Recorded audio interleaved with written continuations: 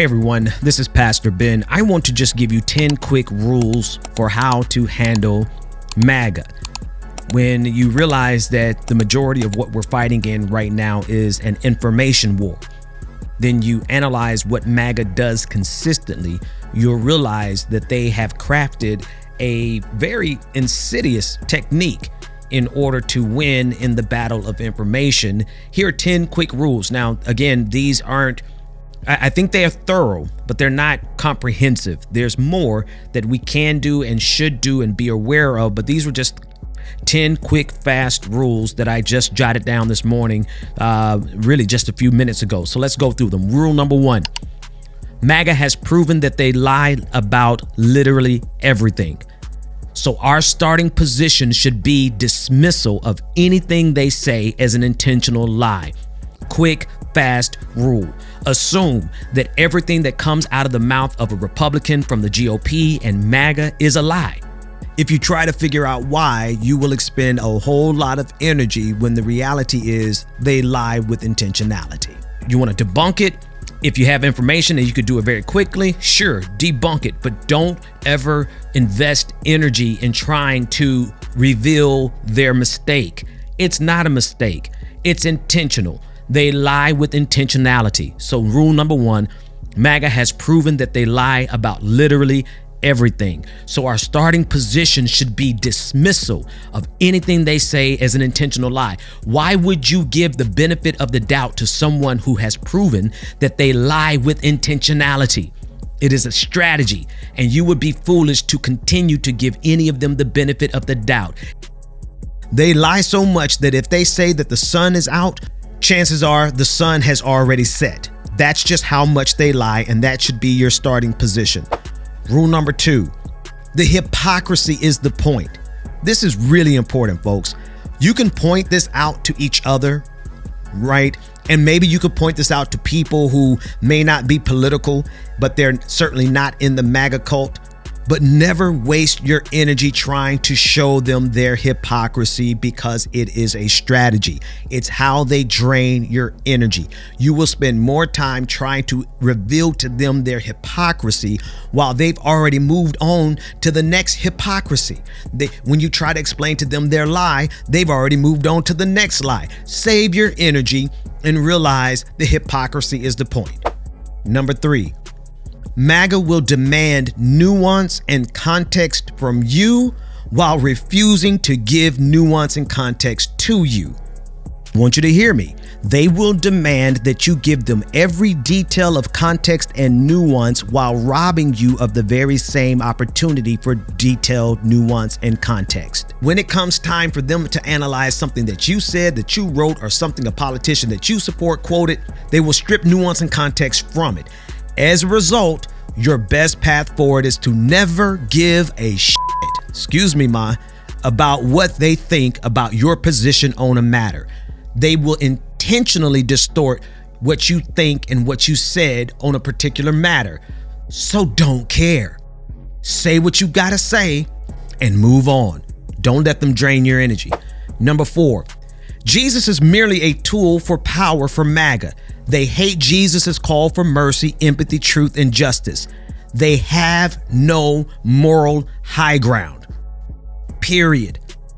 Never take a second to reflect on their accusations of morality. If they accuse you, you support a woman's right to choose, you're immoral. Okay.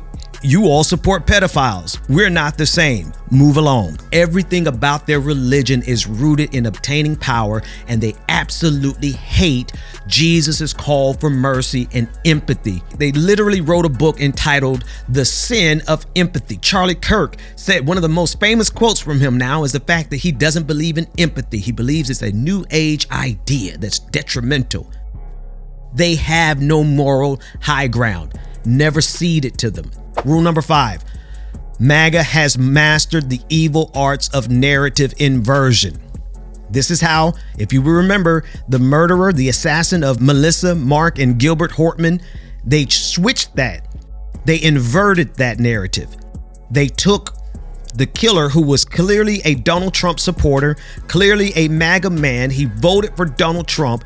They flipped that and claimed that he was a supporter of Tim Walz. This is a part of their intentional lying, but they've used it as a strategic tool to invert the narrative because they can never allow our side to have a narrative that challenges them. So no matter what it takes, no matter how deep the lie, no matter how big the hypocrisy, they will do whatever they have to do to invert the narrative, to flip it on its head.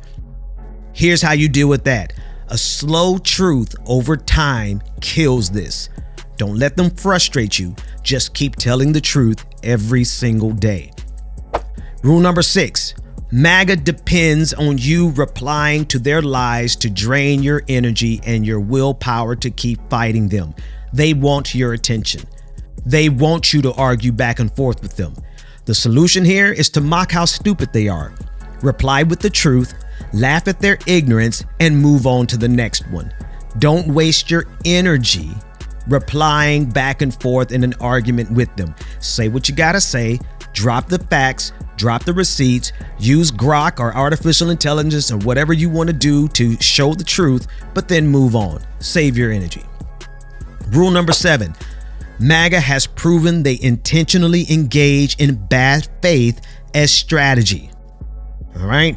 They gaslight as a strategy. Therefore, assume everything they say is in bad faith and govern yourself accordingly. Would you really care about somebody in your life who intentionally distorts everything that you say, takes everything out of context, engage in bad faith, constantly gaslight you, and they still want your attention? No, you don't get that energy from me. Moving on. And that's the same thing that you have to do with them. Say what you've got to say and move along. Rule number 8 in this information war. MAGA understands the power of public grieving, which is why they refuse to allow any of us to grieve. They did not allow this country to grieve Melissa and Mark Hortman, but they're demanding that everybody stop and honor and worship Charlie Kirk. Deny them the same benefit. There's a B part to this. First, you have to be willing and strong enough to deny them the same benefit. You do not get to grieve when you did not allow us to grieve. Unless someone directly demonstrates otherwise. If someone is willing to acknowledge the grief and the pain that their side caused, or a narrative that's inconvenient for them, and they recognize, hey, I just want to say I disagree with you on everything, but what happened to Melissa and Mark Hortman, for example, should not have happened, and I'm sorry that it happened. Then acknowledge their grief, right? This is not eye for an eye. This is tit for tat with forgiveness. Tit for tat with forgiveness. It's an actual game theory model. This means that you reserve the right to forgive and to demonstrate grace and some mercy if they do the same. And the with forgiveness part here is actually doing a whole lot more work than that, right? You don't even have to always wait for them. Sometimes you might want to say, hey, I'm going to forgive you just so that I don't become an evil, bitter person on the inside. That's a good move too. But you've got to be willing to go tit for tat with them so long as you don't lose your own soul. Look up tit for tat with forgiveness and you'll understand what we're talking about. Number 9, MAGA has demonstrated that they refuse to be governed by democracy and will destroy every norm and institution to ensure they maintain power. This one's critical, folks. We're not dealing with people who will ever accept defeat. No matter how badly they get beat at the polls, no matter how badly they lose an election, they will always find a way to disrupt that transfer of power. They do not believe in the peaceful transfer of power. And so I say this, if you're not willing to, at a minimum, break some decorum, Democrats in the Senate, Democrats in the House of Representatives, Democrats all around the country, if you're not willing to, at a minimum, break decorum to defeat MAGA, then you're not prepared for this present fight.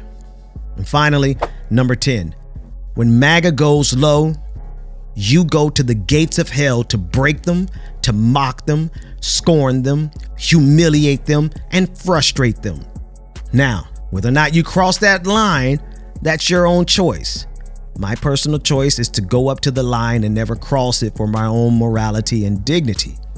But MAGA has proven to be wildly fragile. Going up to the line has proven sufficient enough. They cannot stand when you reply with the same energy that they reflect to you. You don't have to cross the line. Just go up to it and show them that you're willing to go that far, and it breaks them every time. Good luck out there, everybody. This is genuinely an information war. We are engaged in information warfare, and social media, whether people will admit it or not, social media is the front lines of the information war. Of course, there are people who are literally putting their bodies on the line as they stand off with ICE, people who are protesting, people who are doing mutual aid, people who are feeding people in the communities. All of that work is significant, and all of that work matters in a very, very meaningful way. So what I'm saying does not diminish any of that, but we must recognize that in the information war, where information becomes narrative and narrative becomes policy, social media is perhaps one of the most important battlefronts in that battle. So good luck out there fighting these MAGA demons. Be sure to share, like, and subscribe to this channel as we do our part to fight back against this hostile and fascist takeover of our democracy.